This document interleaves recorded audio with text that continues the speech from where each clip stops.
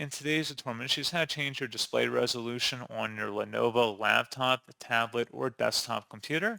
So this should hopefully be a pretty straightforward process here, guys. And without further ado, let's go ahead and jump straight into it. So all you have to do is select the Windows icon down in your system taskbar, and you want to search for settings. Best result, should come back with settings. Go ahead and open that up. And then you want to select System on the left panel, and then on the right side, select Display.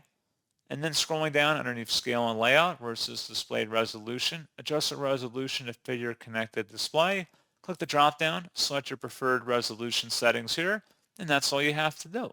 So pretty straightforward process on that, guys, and as always, thank you for watching. I do hope that I was able to help you out, and I do look forward to catching you all in the next tutorial.